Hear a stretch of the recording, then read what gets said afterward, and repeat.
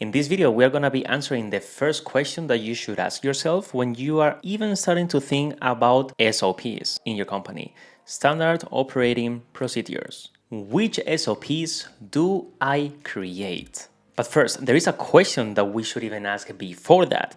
Why should I even care about SOPs? Well, if you know me, you know that I'm obsessed with helping people move from self-employment to having a lifestyle business. And just so we are on the same page, in self-employment, you do everything by yourself and the whole business depends on you and your time. You do a lot of things that you like, and things that you don't. But in a lifestyle business, the business doesn't depend on you, doesn't depend on your time. You have a small team that supports you, so you can just focus on the tasks that you are good at and that you want to do. And the single thing that allows you to move from one to the other are SOPs. They will allow you to start hiring your small team and you will not have to spend time training them because the SOPs are gonna do that for you. Because in those documents, they're gonna be able to find how to do everything that you tell them to do. If an employee leaves, it doesn't matter. Just hand the SOPs to the new employee so he can follow them. Make sense? Now you are more with me that we need SOPs in our business?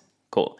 So which SOPs do I create? Because in a business, there are hundreds and probably thousands of different tasks that we do, at least on a monthly basis. So do we need to create a document of how to do every one of them? Don't think so. But this is the thinking that most companies have and the reason why they don't start creating their SOPs. They just feel threatened by the amount of different things that they do and the amount of documents that they will have to create. But we don't need to document everything. In the very beginning, we only need to document two things: the customer journey and the tasks that I don't want to do. This will reduce a lot the number of SOPs that we want to create, but it's also going to help us to define which SOPs to create. So we can prevent the typical mistake of having an SOP that is called How to Fulfill a Client. This is a 100-page long document that no one is ever going to read. So after going through the process that I'm about to show you, we'll be able to have little short SOPs for every task that is important to create an SOP for. Okay, so first of all, customer journey.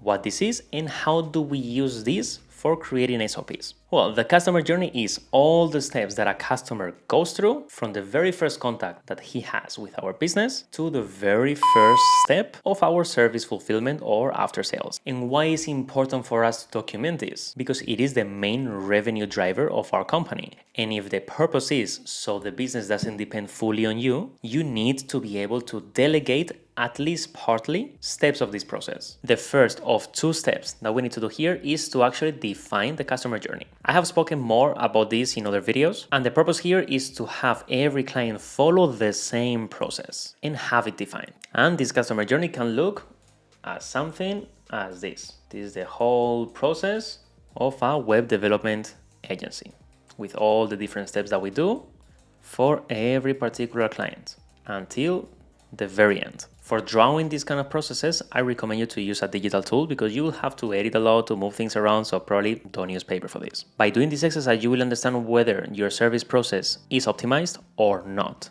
This is gonna be like looking yourself in the mirror. You will see whether you have something here that is kind of ugly and that you will have to remove, or if you are perfectly clean and you are ready to go out on a date. By finishing this process, we have uncovered so many key SOPs to create. If you look at it, most of these little squares that are the steps that we follow are SOPs. How to send a questionnaire to the client, how to create a mood boarding for a client, how to send the mood board to the client, how to do the initial design for a client, how to send the initial design to a client. So you get the idea. I just have to do how to plus the name of the task that we have defined over here. So the only thing that you need to do is to go to a text processor or to a tool that allows you to store documents such as Google Drive, but I prefer to do this in Notion because then I can link all these SOPs to the different tasks and it's gonna be more implemented inside of my business system.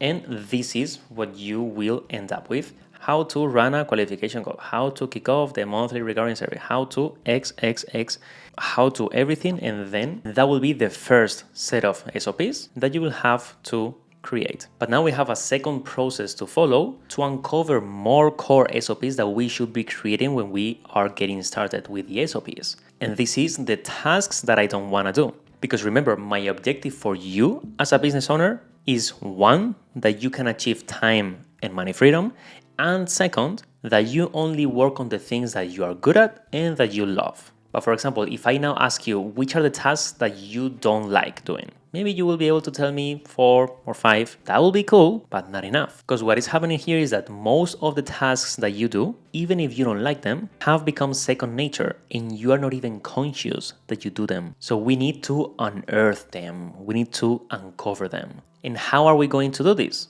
Well, by tracking what we do. I spent a whole month tracking everything that I was doing when I was working. And for that, I was using one piece of software called Toggle. What I want by using this software is one, that we are more conscious of what we do on a daily basis. And second, so we can distinguish the things that we can delegate and the things that we can't or don't want to delegate. So the only setup that we need in this tool is to create those tags. Can delegate and can't delegate. So these are the two tasks that I have. And the way to track the time is very easy. We can show here the little app that they have. And for example, now all this time I've been recording YouTube videos. Well, it's actually from 12. So I will just mark this, recording YouTube. It appeared because I already used it. The tag is can't delegate and save it. And if I were to start a new task, okay, let's say also recording YouTube, and now it's tracking the time over here. So you can do it after the fact or while you are doing it. Of course, I will be able to modify this over here. And then after doing this for 30 days, although it will be better the longer that you do it because you will have more data, but well, minimum, I believe 30 days. So you will be able to come to a report like this one, say it to last 30 days, and then you can even tag it by can delegate. So these are the things that I will be able to delegate. If I go with the filter a little bit longer, last 90 days, okay, so I have more things that I can delegate. So what I will do is I will just go inside of every project and see the things that I would have been able to delegate. And with this, I'm gonna do the same as with the first part of the process. I will create SOPs that explain how to do these things that I want someone to do for me in the future.